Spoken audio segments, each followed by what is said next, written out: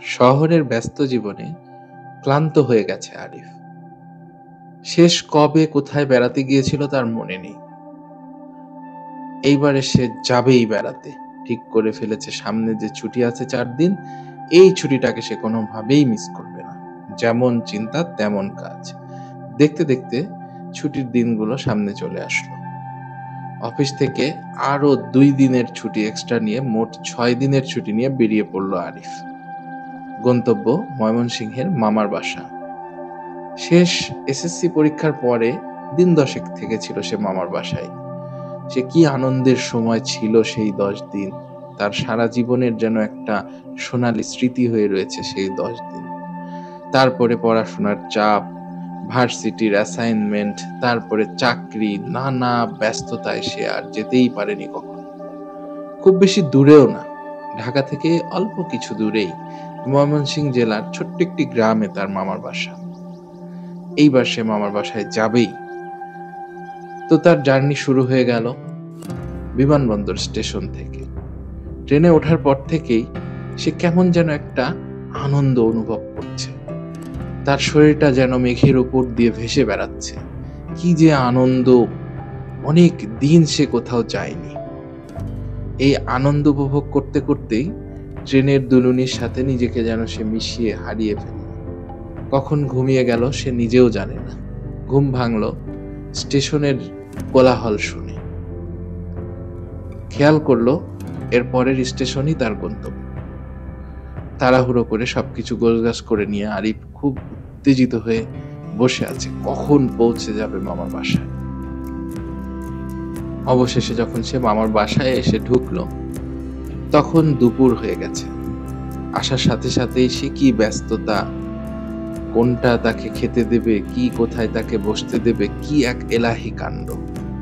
সব আতিথেয়তা শেষ করার পরে খাওয়া দাওয়া শেষ করে মোটামুটি বিকেল হয়ে গেল।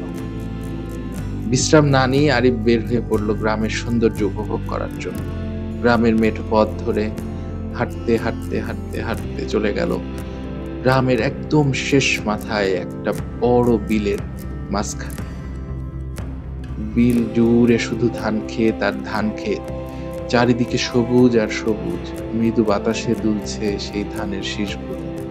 আর আশেপাশের গাছের পাতাগুলো যেন নতুন এক নৃত্য শুরু করেছে। প্রকৃতি যেন এক ছন্দে মেতে উঠেছে। সবকিছু উপভোগ করতে করতেই ধান ক্ষেতের মাঝখান দিয়ে হাঁটতে হাঁটতে অনেক দূরে চলে গেল আরিফ। যখন সে খেয়াল করলো যে তার মামার বাড়ি থেকে সে অনেকটা দূরে চলে এসেছে, তখন দুপুর বিকেল গড়িয়ে প্রায় সন্ধ্যা নেমে গেছে। কোথায় দূর থেকে যেন মাগরিবের আজানের শব্দ শোনা যাচ্ছে। আরিফ চিন্তা করলো আজকে অনেক হাঁটা হয়ে গেছে, ক্লান্ত শরীর, ফিরে যাওয়া যাক। তখন সে আবার তার মামার বাড়ির দিকে হেঁটে হেঁটে যাত্রা শুরু করলো। বিলের মাঝখানের রাস্তা তো দূর থেকে দেখা যাচ্ছে, অনেক দূরে আলো জ্বলছে। তো সেই দিকেই আস্তে আস্তে আরিফ হেঁটে ফিরে আসছে। আস্তে আস্তে আস্তে আস্তে তার হঠাৎ করে মনে হলো যে সে তো অনেকক্ষণ ধরে হাঁটছে, তারপরেও কেন সে বিলের মাথায় পৌঁছে যাচ্ছে না। তখন তার মনে হলো হয়তো সে অনেক দিন এরকম গ্রামের রাস্তায় হাঁটেনি, তাই সে বুঝতে পারছে না আসলে রাস্তার দূরত্ব কতখানি।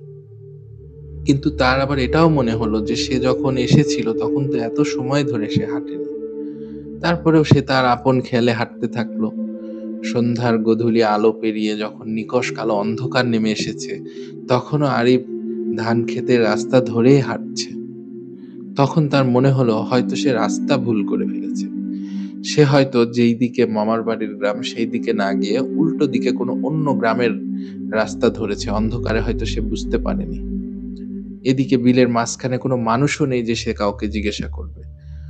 তখন সে সিদ্ধান্ত নিল ঠিক আছে, যেই দিকে আলো দেখা যাচ্ছে আগে সেই দিকে গিয়ে উঠি। তো সেই আলোকে লক্ষ্য করে হাঁটতে হাঁটতে হাঁটতে হাঁটতে অনেক সময় পরে সে যখন আলোর কাছাকাছি পৌঁছেছে, তখন সে খেয়াল করলো ওটা আসলে কোনো গ্রাম নয়। ওটা একটা বিলের মাঝখানেই বটগাছ। বটগাছের নিচে ছোট্ট একটা দোকান। দোকান টিম টিম করে কুপিবাতি জ্বলছে।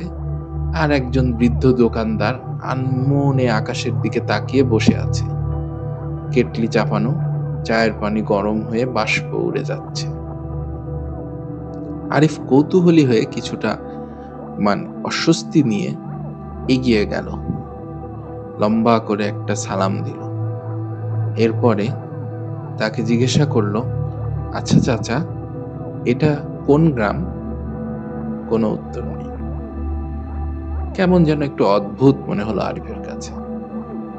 যাই হোক, হয়তো সে কানে শুনতে পায় না, অথবা তার এখন কথা বলার ইচ্ছে নেই। সে যে দোকানের বেঞ্চের উপরে বসে পড়ল। অনেক সময় পরে সে এক কাপ চা অর্ডার করলো। তখন সেই বৃদ্ধ ঠিকই কেটলি থেকে এক কাপ চা তাকে ঢেলে দিল। তার কাছে এটাও জিজ্ঞাসা করলো না যে সে আসলে চায়ে চিনি খায় কিনা। তখন আরিফের মনে হলো, গ্রামের দোকানদার তো হয়তো অভ্যেস নেই চিনির ব্যাপারে জিজ্ঞেস করাটা। যাই হোক, সে চায়ে চুমুক দিয়ে দেখলো অসাধারণ চমৎকার একটা চা।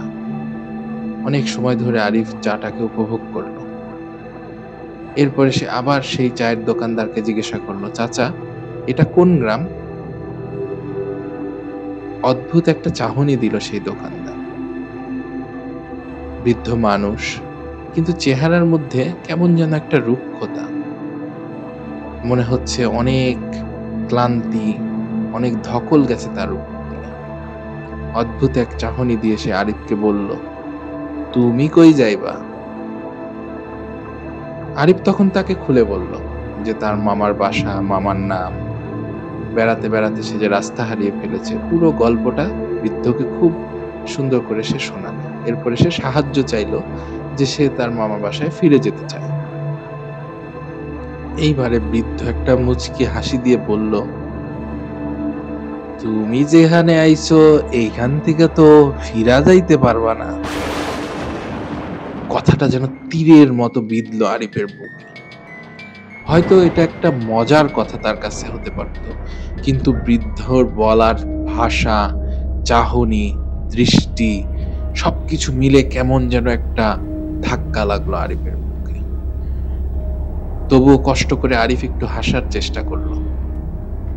বলল, চাচা, ঠিক আছে, খুব মজা করলেন তো, শহর থেকে এসেছি, সমস্যা নেই, আপনি না বললেও আমি ঠিক রাস্তা খুঁজে নেব। ঠিক এই সময়ে কেমন যেন একটা ঝোড়ো বাতাস বয়ে গেল। দোকানের সবকিছু উলট পালট হয়ে যেতে লাগলো।